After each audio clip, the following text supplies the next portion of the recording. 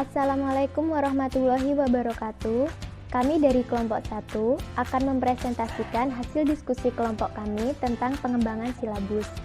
Sebelumnya, perkenalkan nama saya Anita dan saya dibantu oleh rekan-rekan saya, Farhah Isna Fadila, Eva Nur Naim, Citra Verama Putri, dan Augin Story Levinta. Materi pertama yang akan kita bahas adalah tentang standar isi. Apa sih standar isi itu? Nah, jadi standar isi merupakan kriteria mengenai ruang lingkup materi dan tingkat kompetensi peserta didik untuk mencapai kompetensi lulusan pada jenjang dan jenis pendidikan tertentu. Selanjutnya, berdasarkan Permendikbud nomor 21 tahun 2016 tentang standar isi pendidikan dasar dan menengah menyatakan, ruang lingkup materi yang spesifik untuk setiap mata pelajaran dirumuskan berdasarkan tingkat kompetensi dan kompetensi inti untuk mencapai kompetensi lulusan minimal pada jenjang dan jenis pendidikan tertentu. Nah, adapun kompetensi intinya itu meliputi sikap spiritual, sikap sosial, pengetahuan, dan keterampilan. Selanjutnya, ruang lingkup standar isi. Ruang lingkup standar isi yang dibahas dalam Peraturan Pemerintah Nomor 19 Tahun 2005 mencakup 4 hal. Yang pertama ada kerangka dasar kurikulum. Kerangka dasar kurikulum ini merupakan pedoman dalam penyusunan kurikulum pada tingkat satuan pendidikan. Selanjutnya ada beban belajar. Beban belajar untuk peserta didik pada satuan dasar dan menengah. Selanjutnya ada struktur kurikulum. Struktur kurikulum ini merupakan pola dan susunan mata pelajaran yang harus ditempuh oleh peserta didik dalam kegiatan pembelajaran. Adapun struktur kurikulum itu memuat 3 hal, yaitu struktur kurikulum pendidikan umum, struktur kurikulum pendidikan kejuruan, dan struktur kurikulum pendidikan khusus. Selanjutnya yang terakhir ada kalender pendidikan. Kalender pendidikan adalah pengaturan waktu untuk kegiatan pembelajaran peserta didik selama 1 tahun ajaran yang mencakup permulaan tahun pembelajaran, minggu efektif belajar, waktu pembelajaran efektif, dan hari libur. Standar kompetensi lulusan menurut Permendikbud nomor 20 tahun 2016 tentang standar kompetensi lulusan pendidikan dasar dan menengah. Pengertian dari standar kompetensi lulusan adalah kriteria mengenai kualifikasi kemampuan lulusan yang mencakup sikap, pengetahuan, dan keterampilan.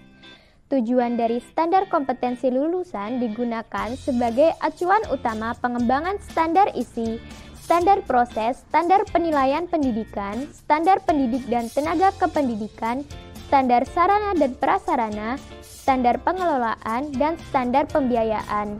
Ruang lingkup standar kompetensi lulusan terdiri atas kriteria kualifikasi kemampuan peserta didik yang diharapkan dapat dicapai setelah menyelesaikan masa belajarnya di satuan pendidikan pada jenjang pendidikan dasar dan menengah. Monitoring dan evaluasi ini untuk mengetahui ketercapaian dan kesesuaian antara standar kompetensi lulusan dan lulusan dari masing-masing satuan pendidikan dan kurikulum yang digunakan pada satuan pendidikan tertentu. Hasil yang diperoleh dari monitoring dan evaluasi digunakan sebagai bahan masukan bagi penyempurnaan standar kompetensi lulusan di masa yang akan datang. Materi selanjutnya adalah pengembangan indikator. Sebelumnya, kita harus mengetahui apa itu indikator. Indikator merupakan penanda pencapaian kompetensi dasar yang ditandai oleh perubahan perilaku yang dapat diukur yang mencakup sikap, pengetahuan, dan keterampilan. Nah, dalam mengembangkan indikator perlu mempertimbangkan 3 hal, yaitu tuntutan kompetensi yang dapat dilihat melalui kata kerja yang digunakan dalam kompetensi dasar. Yang kedua, ada karakteristik mata pelajaran, peserta didik, dan sekolah. Dan yang ketiga ada potensi dan kebutuhan peserta didik, masyarakat, dan lingkungan atau daerah. Selanjutnya, mekanisme pengembangan indikator. Yang pertama, menganalisis tingkat kompetensi dalam standar kompetensi dan kompetensi dasar. Hal ini diperlukan untuk memenuhi tuntutan minimal kompetensi yang dijadikan standar secara nasional.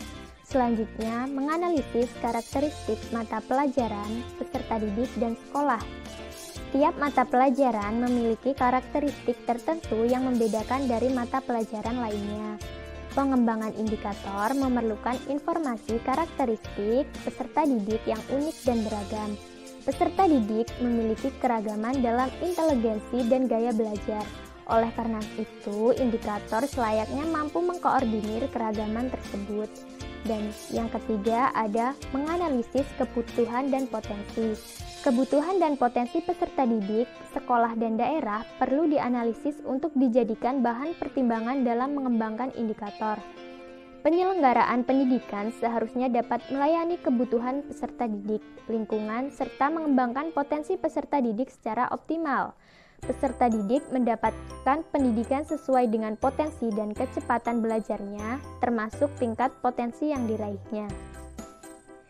Fungsi indikator. Fungsi indikator itu ada 4, yaitu pedoman dalam mengembangkan materi pembelajaran, pedoman dalam mendesain kegiatan pembelajaran, pedoman dalam mengembangkan bahan ajar, dan pedoman dalam merancang dan melaksanakan penilaian hasil belajar. Selanjutnya, merumuskan indikator. Dalam merumuskan indikator, perlu diperhatikan beberapa ketentuan sebagai berikut. Yang pertama, setiap kompetensi dasar dikembangkan sekurang-kurangnya menjadi 3 indikator. Yang kedua, keseluruhan indikator memenuhi tuntutan kompetensi yang tertuang dalam kata kerja yang digunakan dalam standar kompetensi dan kompetensi dasar. Indikator harus mencapai tingkat kompetensi minimal kompetensi dasar dan dapat dikembangkan melebihi kompetensi minimal sesuai dengan potensi dan kebutuhan peserta didik. Yang ketiga, indikator yang dikembangkan harus menggambarkan hierarki kompetensi. Yang keempat, rumusan indikator sekurang-kurangnya mencakup 2 aspek, yaitu tingkat kompetensi dan materi pembelajaran. Yang kelima, indikator harus dapat mengakomodir karakteristik mata pelajaran sehingga menggunakan kata kerja operasional yang sesuai. Dan yang keenam, rumusan indikator dapat dikembangkan menjadi beberapa indikator penilaian yang mencakup ranah kognitif, afektif, dan atau psikomotorik. Mengembangkan indikator penilaian. Indikator penilaian merupakan pengembangan lebih lanjut dari indikator pencapaian kompetensi. Rumusan indikator penilaian memiliki batasan-batasan tertentu sehingga dapat dikembangkan menjadi instrumen penilaian dalam bentuk soal, lembar pengamatan, dan atau penilaian dari hasil atau produk termasuk penilaian diri. Selanjutnya, pemetaan standar kompetensi, kompetensi dasar untuk tingkat SMP dan SMA. Standar kompetensi dan kompetensi inti. Pada KTSP terdapat standar kompetensi yang menjadi acuan untuk menurunkan kompetensi dasar di tiap mata pelajaran. Standar kompetensi ini berbeda-beda pada tiap mata pelajaran pada tiap jenjang pendidikan. Selanjutnya, kurikulum 2013 dirancang untuk mengembangkan kompetensi peserta didik. Pengembangan kompetensi ini memunculkan suatu KI yang berisi 4 KI. Adapun 4 KI tersebut adalah kompetensi inti 1 atau KI 1 untuk sikap spiritual, kompetensi inti 2 atau KI 2 untuk sikap sosial, kompetensi inti 3 untuk pengetahuan, dan kompetensi inti 4 atau KI 4 untuk keterampilan. Kompetensi inti untuk SMP. Untuk KI 1-nya kelas 7, 8, dan 9 sama, yaitu menghargai dan menghayati ajaran agama yang dianutnya. Selanjutnya untuk KI 2-nya kelas 7, 8, dan 9 juga sama, yaitu menunjukkan perilaku jujur, disiplin, tanggung jawab, peduli, santun, dan percaya diri dalam berinteraksi secara efektif dengan lingkungan sosial dan alam dalam jangkauan pergaulan dan keberadaannya. Selanjutnya untuk KI 3-nya kelas 7-nya yaitu memahami pengetahuan, berdasarkan rasa ingin tahunya tentang ilmu pengetahuan, teknologi, seni, budaya terkait fenomena dan kejadian tampak mata. Untuk kelas 8 dan 9-nya sama, yaitu memahami dan menerapkan pengetahuan berdasarkan rasa ingin tahunya tentang ilmu pengetahuan, teknologi, seni, budaya terkait fenomena dan kejadian tampak mata. Kemudian untuk KI 4-nya untuk kelas 7, 8, dan 9 sama, yaitu mencoba mengolah dan menyaji dalam ranah konkret dan ranah abstrak sesuai dengan yang dipelajari di sekolah dan sumber lain yang sama dalam sudut pandang atau teori. Selanjutnya untuk kompetensi inti SMA KI 1-nya kelas 10, 11, dan 12 sama, yaitu menghayati dan mengamalkan ajaran agama yang dianutnya. Untuk KI 2-nya kelas 10, 11, dan 12 juga sama, yaitu menghayati dan mengamalkan perilaku jujur, disiplin, tanggung jawab, peduli, santun, responsif, dan proaktif, dan menunjukkan sikap sebagai bagian dari solusi atas berbagai permasalahan dalam berinteraksi secara efektif dengan lingkungan sosial dan alam, serta dalam menempatkan diri sebagai cerminan bangsa dalam pergaulan dunia. Selanjutnya untuk KI 3-nya kelas 10-nya memahami, menerapkan, menganalisis pengetahuan faktual, konseptual, prosedural berdasarkan rasa ingin tahunya tentang ilmu pengetahuan, teknologi, seni, budaya, dan humaniora dengan wawasan kemanusiaan, kebangsaan, kenegaraan, dan peradaban terkait penyebab fenomena dan kejadian, serta menerapkan pengetahuan prosedural pada bidang kajian yang spesifik sesuai dengan bakat dan minatnya untuk memecahkan masalah. Untuk kelas 11-nya memahami, menerapkan, dan menganalisis pengetahuan faktual, konseptual, prosedural, dan metakognitif berdasarkan rasa ingin tahunya tentang ilmu pengetahuan, teknologi, seni budaya, dan humaniora dengan wawasan kemanusiaan, kebangsaan, kenegaraan, dan peradaban terkait penyebab fenomena dan kejadian, serta menerapkan pengetahuan prosedural pada bidang kajian yang spesifik sesuai dengan bakat dan minatnya untuk memecahkan masalah. Untuk kelas 12-nya memahami, menerapkan, menganalisis, dan mengevaluasi pengetahuan faktual, konseptual, prosedural, dan metakognitif berdasarkan rasa ingin tahunya tentang ilmu pengetahuan, teknologi, seni budaya, dan humaniora dengan wawasan kemanusiaan, kebangsaan, kenegaraan, dan peradaban terkait penyebab fenomena dan kejadian, serta menerapkan pengetahuan prosedural pada bidang kajian yang spesifik sesuai dengan bakat dan minatnya untuk memecahkan masalah. Selanjutnya untuk KI 4-nya kelas 10 mengolah, menalar, dan menyaji dalam ranah konkret dan ranah abstrak terkait dengan pengembangan dari yang dipelajarinya di sekolah secara mandiri dan mampu menggunakan metode sesuai kaidah keilmuan.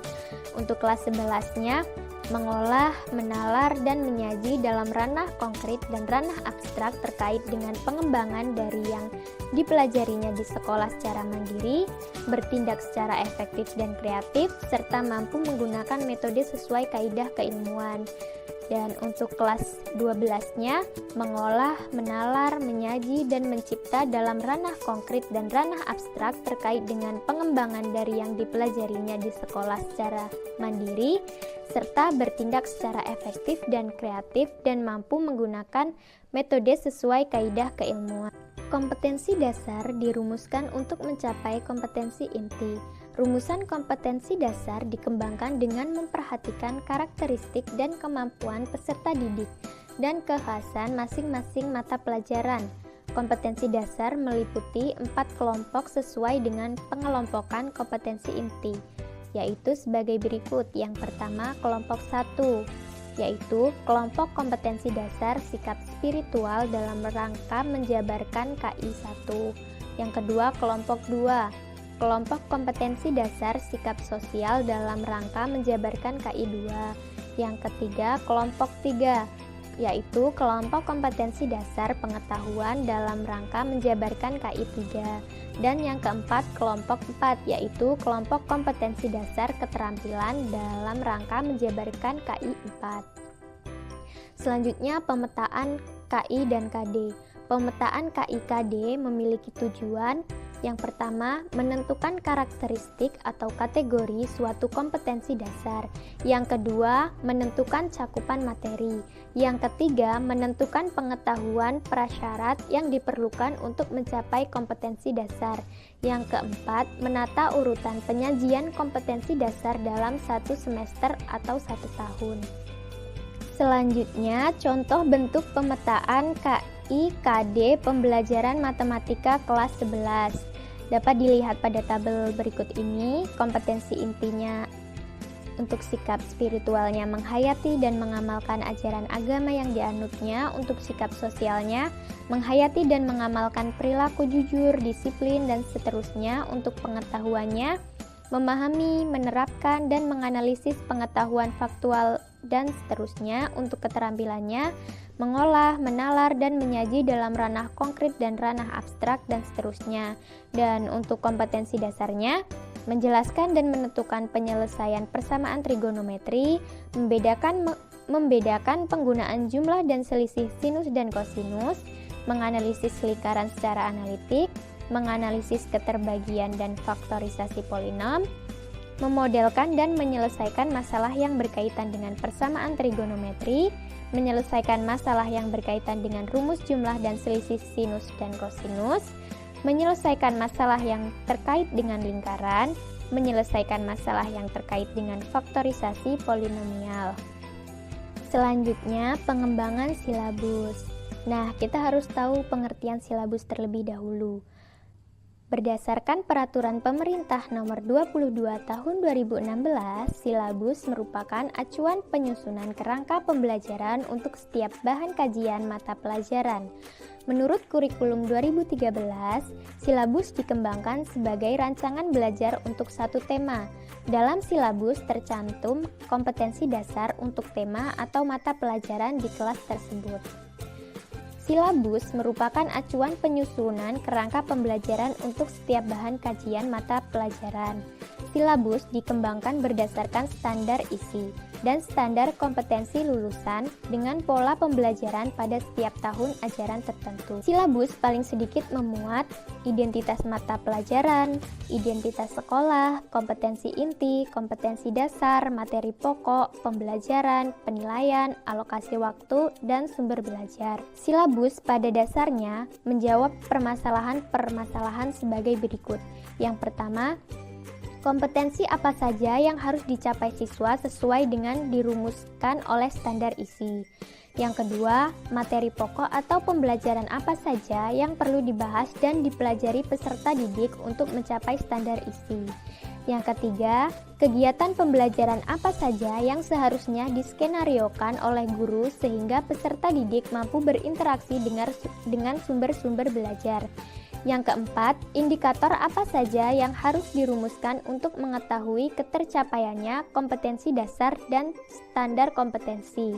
Yang kelima, bagaimana cara mengetahui ketercapaian kompetensi berdasarkan indikator sebagai acuan dalam menentukan jenis dan aspek yang akan dinilai.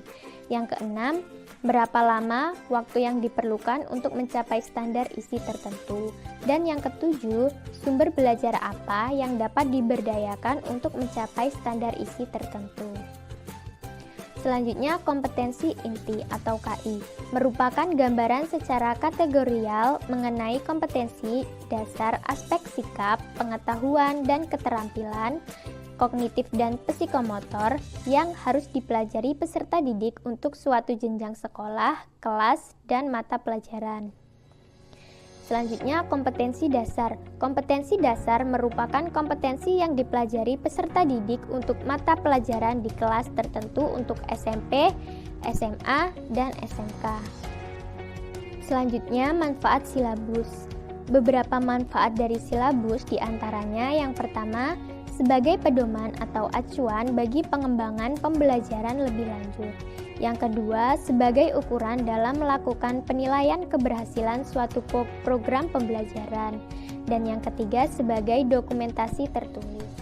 Selanjutnya, prinsip-prinsip pengembangan silabus. Yang pertama, ilmiah. Artinya, keseluruhan materi dan kegiatan yang menjadi muatan dalam silabus harus benar dan dapat dipertanggungjawabkan secara keilmuan. Yang kedua, relevan. Artinya, cakupan, kedalaman, tingkat kesukaran, dan urutan penyajian materi dalam silabus sesuai dengan tingkat perkembangan fisik, intelektual, sosial, emosional, dan spiritual peserta didik. Yang ketiga, sistematis, artinya komponen-komponen silabus saling berhubungan secara fungsional dalam mencapai kompetensi. Yang keempat, konsistensi, artinya adanya hubungan yang konsisten antara kompetensi dasar, indikator, materi pokok, pengalaman belajar, sumber belajar, dan sistem penilaian.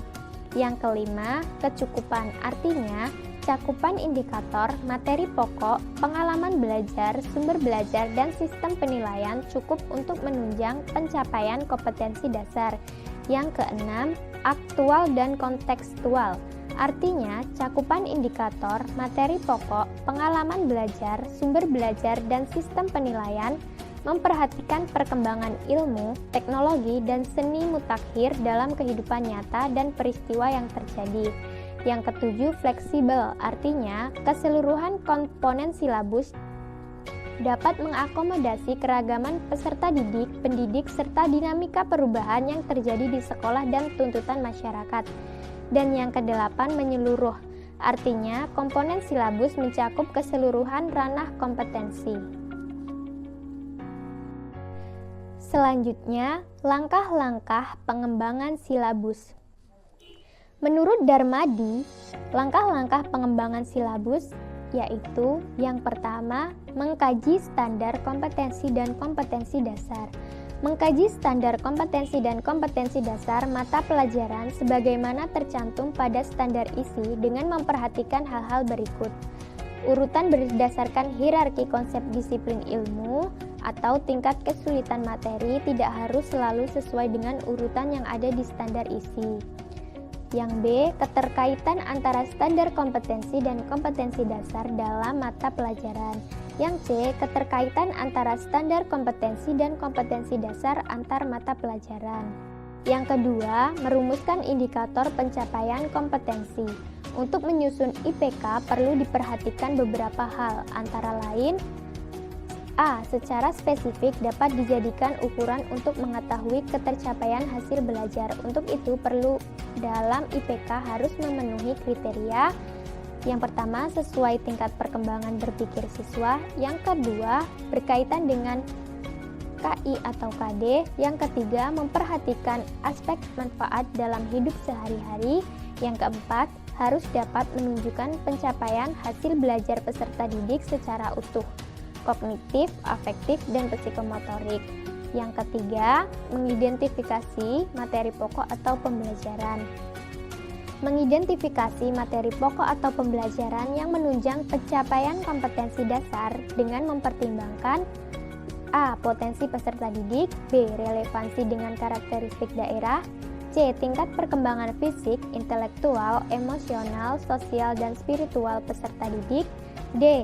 Kebermanfaatan bagi peserta didik, E. Struktur keilmuan, F. Aktualitas, kedalaman, dan keluasan materi pembelajaran, G. Relevansi dengan kebutuhan peserta didik dan tuntutan lingkungan, dan H. Alokasi waktu.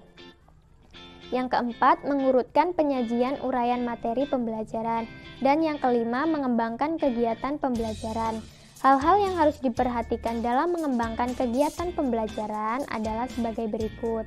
Yang pertama, kegiatan pembelajaran disusun untuk memberikan bantuan kepada para pendidik, khususnya guru, agar dapat melaksanakan proses pembelajaran secara profesional.